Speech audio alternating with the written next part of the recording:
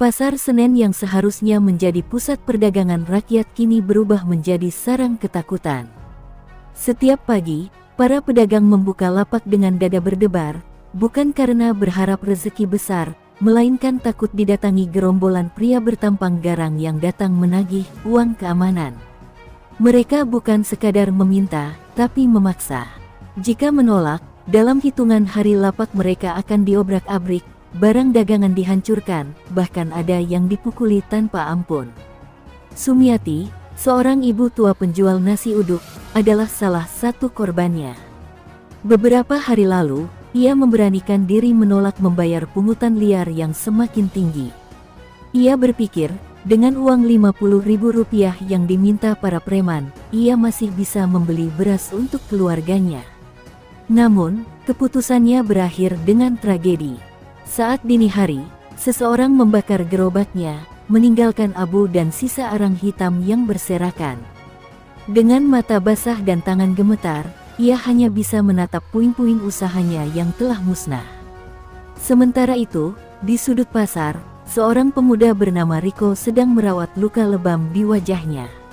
Ia adalah seorang tukang parkir yang mencoba melawan ketika melihat seorang pedagang kaki lima dipukul oleh anak buah Bang Renggo, sosok yang disebut-sebut sebagai Raja Preman di Pasar Senen.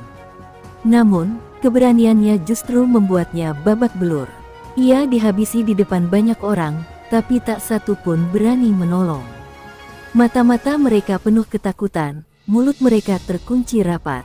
Hukum rimba berlaku di tempat ini, dan siapapun yang berani menentang Bang Renggo akan menerima akibatnya.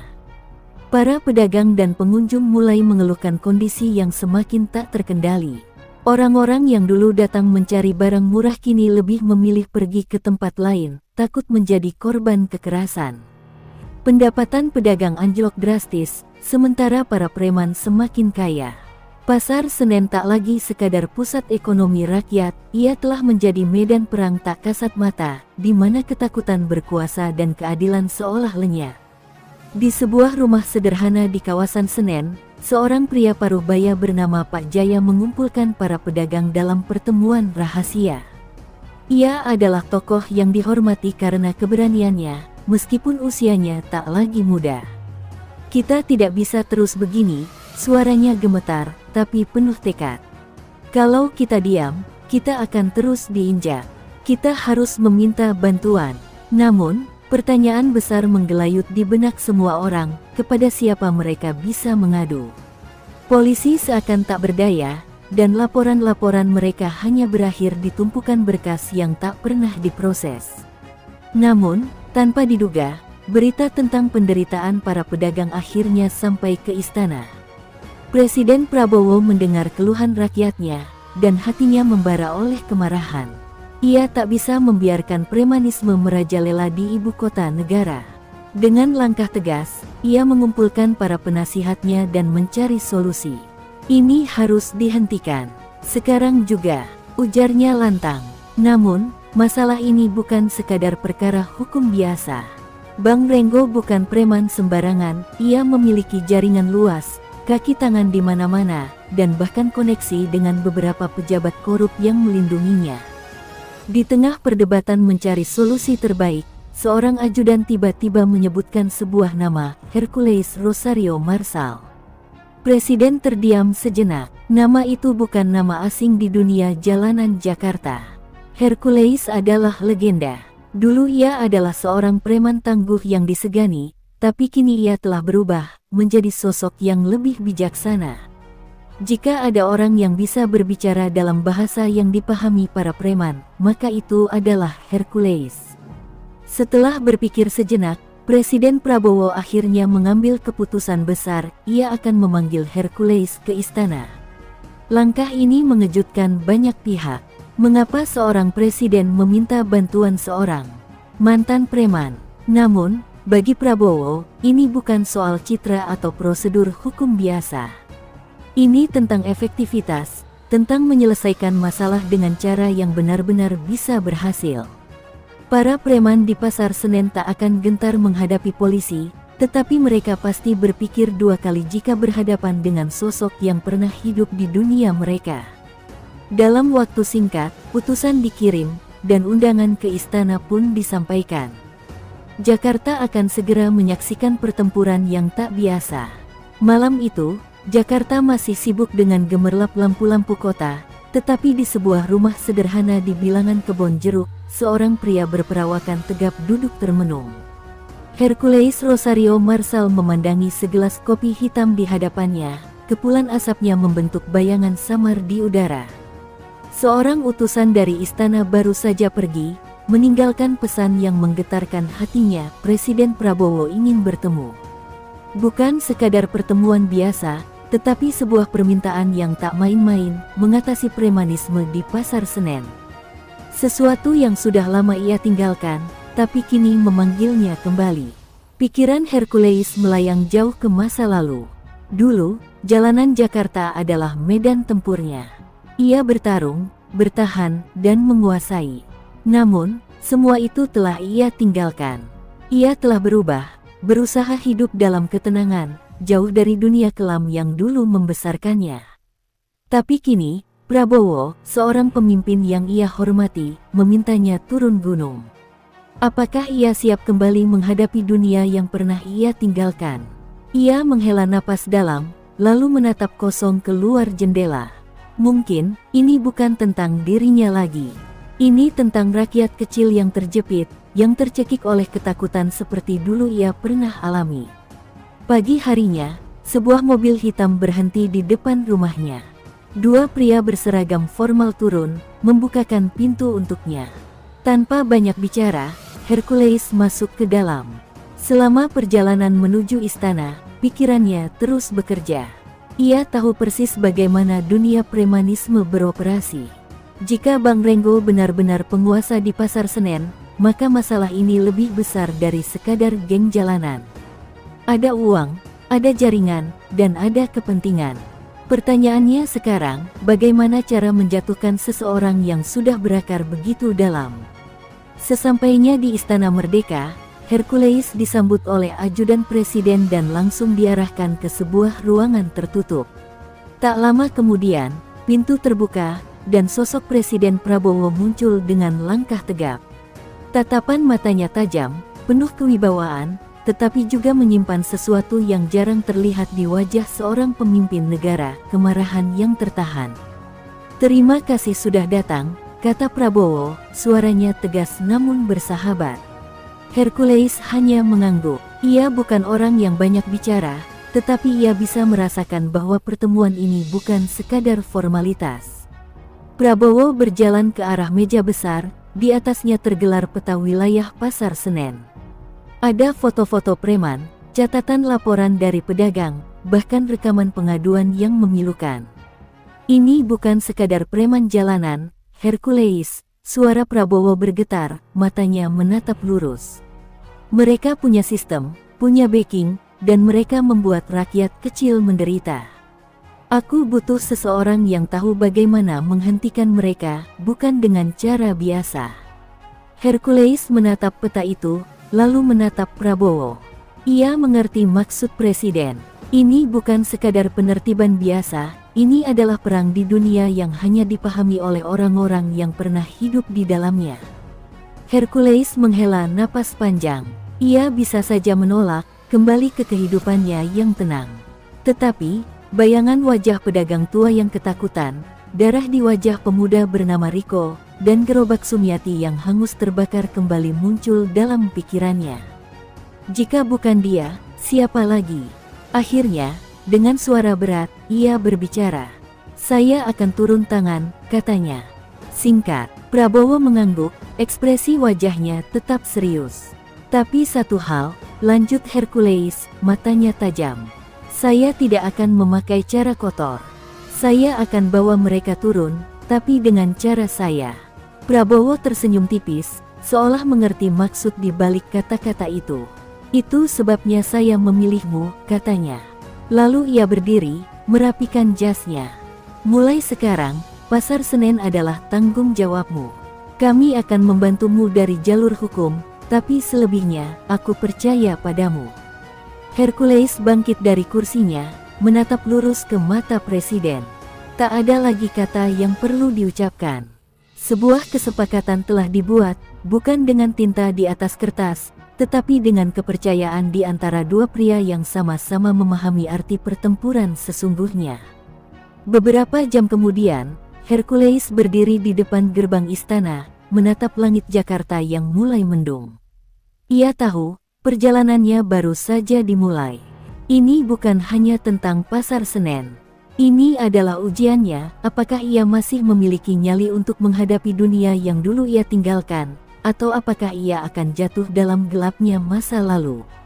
Namun satu hal yang pasti, begitu ia melangkah ke dalam medan ini, tidak ada jalan untuk kembali. Malam itu, Hercules berdiri di depan sebuah gedung tua yang tak jauh dari Pasar Senen. Tempat ini dulunya adalah markasnya, sebuah bangunan sederhana di mana ia dan anak buahnya dulu merajai jalanan Jakarta. Sekarang, gedung itu kosong, ditinggalkan, seolah menjadi saksi bisu betapa waktu telah mengubah segalanya. Tapi malam ini, ia kembali bukan sebagai preman, melainkan sebagai seseorang yang akan menghadapi dunia lamanya dengan cara yang berbeda. Dari kejauhan, suara musik dangdut keras terdengar dari sebuah warung remang-remang di dekat pasar.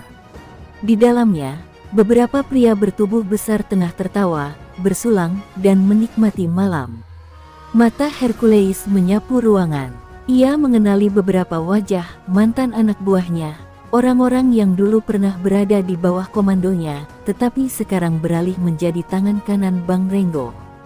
Seorang pria dengan kepala pelontos dan tubuh penuh tato menyadari kehadiran Hercules. Wajahnya berubah tegang. Hercules, pria itu bergumam, suaranya nyaris tak percaya. Percakapan di dalam warung seketika mereda, mata-mata tajam kini tertuju pada satu sosok yang berdiri di ambang pintu. "Apa kabar, Bram?" Hercules berkata dengan suara berat. Bram, yang dulu adalah salah satu orang kepercayaannya, menelan ludah. Ia tahu bahwa jika Hercules sudah muncul di tempat ini, berarti ada sesuatu yang besar akan terjadi. Beberapa pria mulai berdiri, menyelipkan tangan ke dalam jaket mereka, tempat mereka biasa menyimpan belati atau senjata api rakitan. Mereka tak suka orang asing, apalagi seseorang seperti Hercules yang kini dianggap sebagai masa lalu yang tak lagi berhak menginjakkan kaki di dunia mereka. Tapi Hercules hanya tersenyum tipis, tanpa gentar sedikit pun. "Santai, gue gak nyari ribut," katanya, suaranya tetap dingin namun penuh wibawa. "Gue cuma mau ketemu Renggo." Bram menatapnya lama, lalu tertawa kecil, meski jelas ada kegelisahan di matanya. "Hah? Lo pikir Bang Renggo bakal mau ketemu lo? Dia yang sekarang beda sama yang dulu, Les," katanya, kali ini dengan nada mengejek. "Dulu lo raja jalanan, tapi sekarang, lo cuma kenangan." Tawa dari preman-preman lain pun menggema di ruangan. Namun, Hercules tetap diam, matanya menatap lurus ke arah Bram. Dalam dunia seperti ini, tatapan lebih berbicara dibanding kata-kata. Tak butuh waktu lama, seorang pria dengan jaket kulit hitam masuk ke warung, matanya langsung bertemu dengan Hercules. "Bang Renggo tahu lo datang," katanya singkat. "Dia nunggu lo di gudang belakang." Seketika, suasana warung berubah tegang. Semua orang tahu bahwa gudang belakang bukan tempat untuk bicara santai.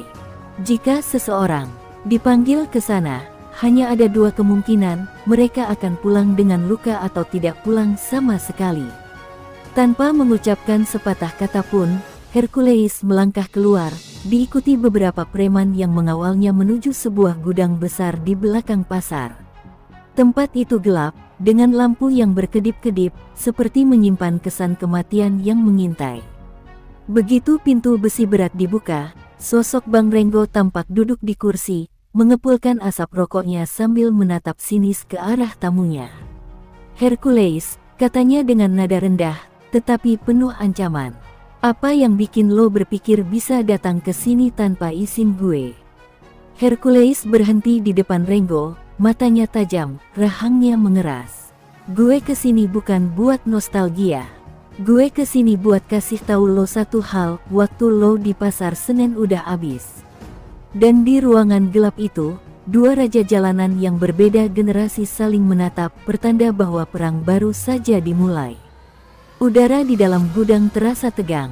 Mata Bang Renggo menyipit, menilai sosok di depannya. Hercules berdiri tegak, tanpa gentar, seakan tak terpengaruh oleh puluhan anak buah Renggo yang mengelilinginya. Dari sudut gelap ruangan, beberapa preman sudah menggenggam belati dan pentungan, bersiap jika keadaan berubah panas. Namun, Hercules tetap tenang. Ia bukan orang yang mudah diintimidasi. Asal lo tahu, gue gak suka tamu yang datang tanpa permisi. Suara Renggo rendah, tetapi penuh ancaman. Ia mengambil sebatang rokok, menyalakannya dengan gerakan santai, seolah keberadaan Hercules tak lebih dari gangguan kecil. Dulu lo raja jalanan, tapi itu dulu. Sekarang, gue yang pegang kendali. Pasar Senen adalah wilayah gue, dan gak ada yang bisa ambil itu dari gue. Hercules tertawa kecil, tetapi bukan tawa ceria, lebih seperti ejekan halus yang membuat darah Renggo mendidih. Dulu gue juga pikir gitu, jawab Hercules, matanya masih menatap tajam. Tapi kalau lo pikir kekuasaan lo bakal bertahan selamanya, lo salah besar. Gue kesini buat kasih peringatan. Presiden udah dengar keluhan rakyat. Lo pikir lo bisa terus memeras mereka tanpa konsekuensi? Tawa kasar meledak dari anak buah Renggo. Salah satu dari mereka, seorang pria bertubuh besar dengan kepala pelontos, melangkah maju dengan wajah garang. Hercules, lo pikir lo siapa? Lo pikir karena lo punya nama besar, lo bisa datang ke sini dan omong kosong kayak gini? Pria itu mengangkat pentungannya, mengarahkannya ke Hercules. Kalau lo bukan siapa-siapa, udah dari tadi gue sikat. Hercules tetap diam, tetapi tatapannya berubah dingin. Tanpa peringatan, ia bergerak. Cepat, seperti kilat. Tangannya menangkap pergelangan pria itu dan dalam hitungan detik, terdengar suara krak, disusul jeritan kesakitan saat pentungan jatuh ke lantai. Pria bertubuh besar itu terhuyung mundur, memegangi pergelangannya yang terkilir. Seketika, suasana berubah mencekam. Renggo langsung bangkit dari kursinya, matanya membara. Gue udah cukup sabar, Hercules, suaranya kini penuh kemarahan. Lo pikir lo bisa datang ke sini dan ngatur-ngatur gue? Gue gak peduli siapa yang kirim lo cuma mantan preman yang udah gak punya wilayah. Lo gak ada di daftar orang yang harus gue takuti. Hercules menatapnya lama. Lo salah, Renggo. Gue gak datang buat lo takuti, katanya pelan, tetapi penuh tekanan. Gue datang buat kasih lo pilihan. Lo bisa berhenti sekarang, ninggalin semua ini, atau gue yang bakal pastiin lo gak bakal bisa berdiri di tanah ini lagi. Ruangan itu hening. Anak buah Renggo menunggu perintah. Mereka tahu Bang Renggo bukan tipe yang akan mundur dari ancaman, tetapi mereka juga tahu siapa Hercules. Nama itu masih memiliki bobot di dunia yang mereka jalani. Renggo mengepalkan tinjunya, rahangnya mengeras. Ia tahu ini bukan sekadar ancaman kosong. Akhirnya, setelah beberapa detik yang terasa seperti selamanya, Renggo membuang rokoknya dan tersenyum sinis. Kita lihat aja nanti, Hercules, katanya dingin. Tapi kalau lo pikir gue bakal mundur tanpa perlawanan, lo salah besar. Lo baru aja nyalain api perang. Hercules menatapnya sekali lagi, lalu berbalik, berjalan keluar dari gudang tanpa rasa takut sedikit pun. Di belakangnya, mata-mata penuh kebencian mengikuti setiap langkahnya. Ia tahu ini belum berakhir. Ini baru saja dimulai. Hercules melangkah keluar dari gudang dengan langkah mantap, tetapi ia tahu satu hal, Pasar Senen sekarang adalah medan pertempuran. Udara malam terasa lebih berat, seolah menandakan badai yang akan datang.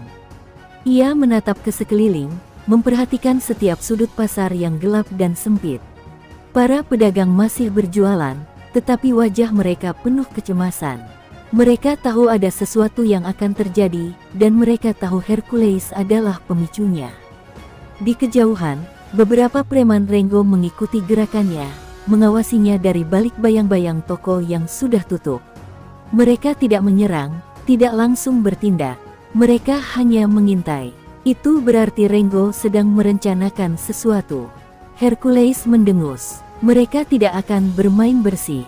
Tiba-tiba, dari gang sempit di sisi pasar, terdengar suara teriakan keras. Hercules berbalik, melihat seorang pemuda jatuh tersungkur ke tanah, tubuhnya dihantam keras oleh seorang preman bertubuh besar. "Jangan main di wilayah gue, bocah," bentak preman itu sambil menendang pemuda yang tergeletak kesakitan. Hercules mengenali wajah pemuda itu, Rico, anak yang dulu ia selamatkan dari pemerasan preman. Wajahnya lebam, darah mengalir dari sudut bibirnya. Hercules mengepalkan tangan, lalu melangkah maju. "Lepasin anak itu," suaranya rendah, tetapi berisi ancaman yang jelas. Preman itu menoleh, menyeringai saat mengenali siapa yang berdiri di hadapannya. "Wah, lihat siapa yang datang. Mau jadi pahlawan, Les?" Ia tertawa, lalu melirik ke belakang. Dua preman lainnya muncul dari kegelapan, siap menghabisi Hercules jika ia bergerak lebih jauh. Tapi Hercules tidak takut. Dengan satu gerakan cepat, ia menghantam wajah preman pertama dengan sikunya.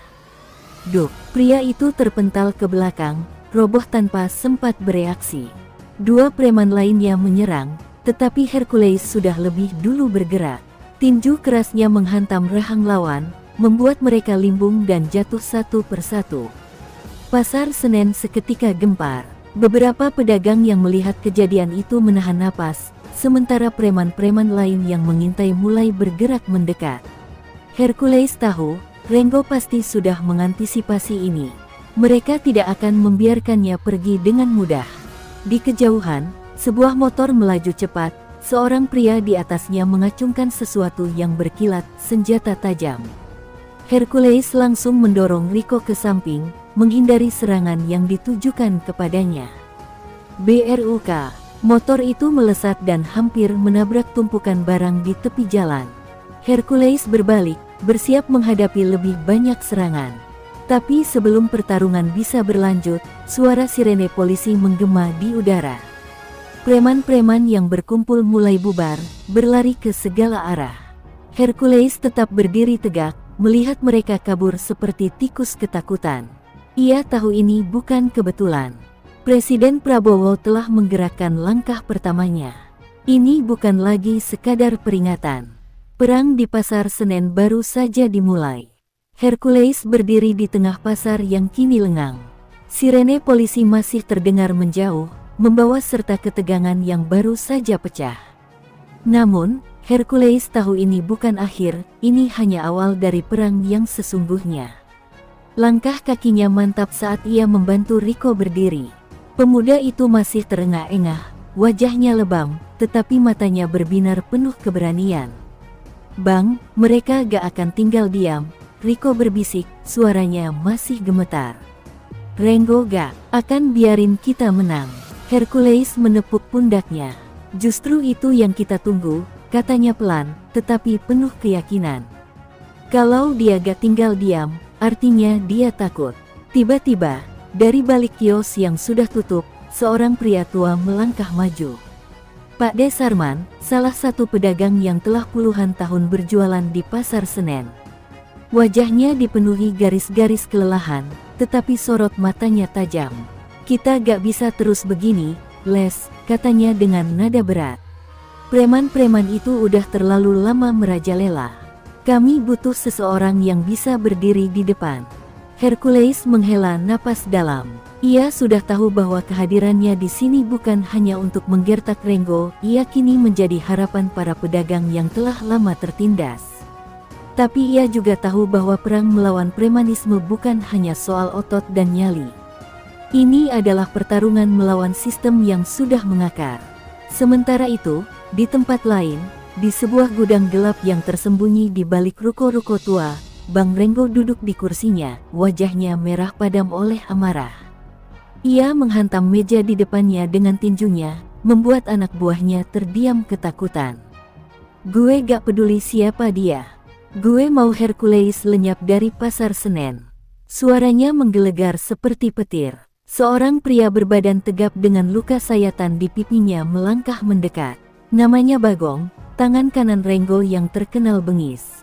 Bang, kalau kita mau habisin dia, kita harus pastiin dia gak punya tempat buat kabur, katanya dengan senyum sinis. Kita kasih dia peringatan. Gak usah langsung serang dia, kita serang orang-orang di sekitarnya dulu. Renggo menyeringai, mata merahnya berbinar penuh dendam. Bagus, katanya sambil mengangguk. Mulai dari siapa? Bagong berpikir sejenak, lalu tersenyum jahat. Pak De Sarman, biar semua orang tahu, siapapun yang berdiri di belakang Hercules bakal jatuh lebih dulu. Malam itu, di sudut pasar Senen, sebuah rencana keji mulai bergerak. Perang yang sesungguhnya baru akan dimulai, dan kali ini, darah mungkin akan mengalir. Langit masih gelap saat Pak De Sarman bersiap membuka lapaknya. Tangannya yang renta merapikan dagangannya, tumpukan beras dalam karung dan beberapa sayuran segar yang baru datang dari pemasok. Pasar Senen selalu bangun lebih awal daripada matahari, dan bagi para pedagang seperti Pak De Sarman, kehidupan dimulai sebelum kebanyakan orang membuka mata. Namun, pagi itu berbeda. Dari kejauhan, 4 pria bertubuh kekar berjalan mendekat. Wajah mereka penuh ketegangan, langkah mereka mantap. Salah satu dari mereka adalah Bagong, tangan kanan Bang Renggo. Mereka tidak datang untuk berbelanja. Pak De Sarman mengangkat kepalanya, melihat mereka mendekat. Ia bukan orang bodoh, ia tahu bahaya saat melihatnya. Tapi sebelum ia sempat bereaksi, salah satu pria itu menendang meja dagangannya, membuat tumpukan beras berhamburan di jalanan.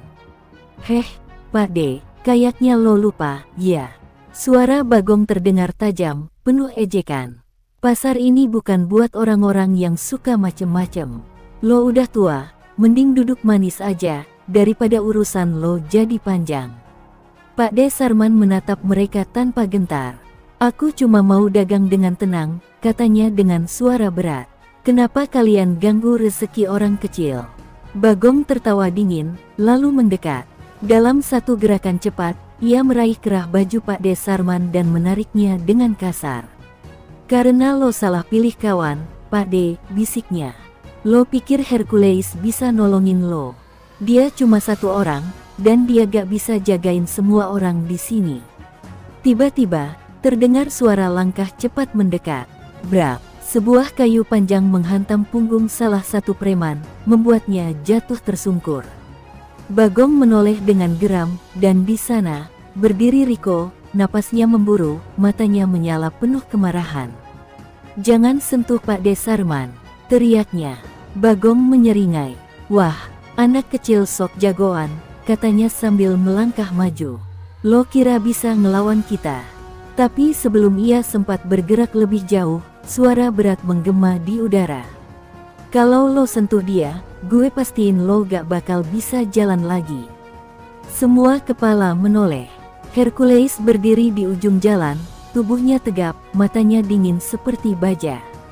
Di belakangnya, beberapa pedagang lain mulai berkumpul. Keberanian mereka perlahan tumbuh dengan kehadirannya. Pasar Senen kini bukan lagi milik para preman. Pertempuran sesungguhnya baru saja dimulai. Bagong menyipitkan mata, menatap Hercules dengan penuh kebencian. Ia melangkah ke depan dengan percaya diri, seolah kehadiran sang legenda tidak membuatnya gentar. Namun, di balik sorot matanya yang garang, ada kegelisahan yang tidak bisa ia sembunyikan. Ia tahu siapa Hercules, dan ia tahu bahwa pria itu bukan seseorang yang bisa diremehkan. Hercules berjalan perlahan ke arah mereka, setiap langkahnya terasa berat dan penuh ancaman. Para pedagang yang tadi ketakutan kini mulai berkumpul di belakangnya, wajah mereka dipenuhi harapan.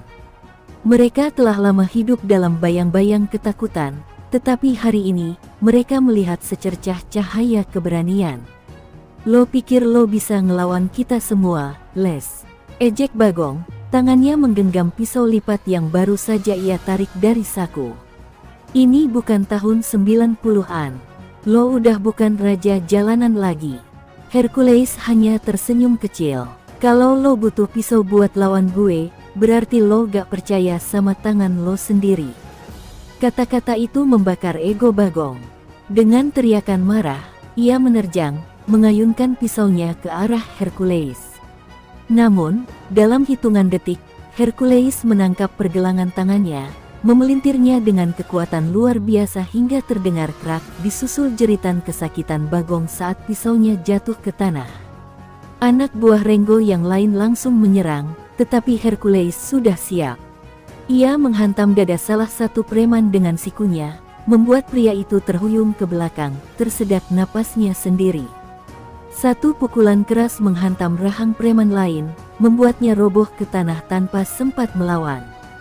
Hercules bukan hanya petarung, ia adalah badai yang menghancurkan musuhnya dengan presisi mematikan. Darah menetes dari bibir Bagong saat ia berusaha bangkit. Matanya kini penuh ketakutan. Ia tidak menyangka bahwa dalam waktu kurang dari 2 menit, kelompoknya telah berantakan. Ia merangkak mundur, tetapi Hercules menangkap kerah bajunya dan menariknya mendekat. "Balik ke Renggo," bisik Hercules dengan suara rendah, tetapi berbahaya. "Bilang sama dia, waktunya sudah habis." Bagong menelan ludah, lalu mengangguk cepat. Dengan tubuh gemetar, ia berlari meninggalkan pasar bersama anak buahnya yang tersisa. Para pedagang yang menyaksikan kejadian itu tiba-tiba bersorak. Untuk pertama kalinya, mereka merasakan kebebasan dari cengkeraman premanisme. Namun, di kejauhan, seseorang mengamati semua itu dari dalam mobil hitam dengan kaca gelap. Wajahnya dingin, matanya menyipit penuh perhitungan. Bang Renggo telah menyaksikan kekalahannya. Tapi ia tidak akan mundur. Ini belum selesai. Di sebuah gudang tua di pinggiran Jakarta, Bang Renggo duduk diam di kursinya. Kepulan asap rokok membentuk lingkaran-lingkaran di udara, tetapi sorot matanya tetap tajam. Ia tidak bisa menerima ini. Bagong dan anak buahnya dipermalukan di depan umum, dan kini nama Hercules kembali berkibar di Pasar Senen. "Bang, kita gak bisa biarin ini terus terjadi," suara Bagong bergetar. Tangannya masih terbungkus perban setelah dilumpuhkan Hercules. "Kalau kita gak kasih dia pelajaran, kita bakal kehilangan semua wilayah." Renggo menghela napas dalam, lalu membuang puntung rokoknya ke lantai. "Lo kira gue diem aja?" tanyanya dingin. Ia menoleh ke arah pria bertubuh besar yang berdiri di pojok ruangan. "Komar, Algojo paling mematikan yang dimilikinya." "Komar," panggil Renggo. Pria itu hanya mengangguk, wajahnya tanpa ekspresi. "Besok pagi, gue mau lihat Pasar Senen berantakan. Bikin pedagang itu sadar, mereka gak bisa hidup tanpa perlindungan kita. Dan yang paling penting, bawa Hercules ke gue, hidup atau mati." Malam itu, Jakarta yang biasanya benderang terasa lebih kelam. Di sudut-sudut kota, preman-preman Renggo mulai bergerak, menyusun rencana keji. Besok, Pasar Senen akan kembali bergetar dalam cengkeraman kekuasaan mereka. Sementara itu, Hercules duduk di warung kecil di tepi pasar, menyesap kopi hitamnya. Ia tahu kemenangan hari ini hanyalah langkah awal. Renggo tidak akan tinggal diam. Ia bisa merasakan ketenangan yang ada sekarang hanyalah ilusi sebelum badai besar menerjang. Tiba-tiba, seorang pemuda berlari tergesa-gesa ke arahnya. Napasnya tersengal, wajahnya pucat. "Bang, bang!" serunya panik. Preman-preman Renggo nyebar di pasar. Mereka nyari abang. Hercules menaruh gelas kopinya perlahan, matanya menyipit. Mereka datang lebih cepat dari yang ia duga.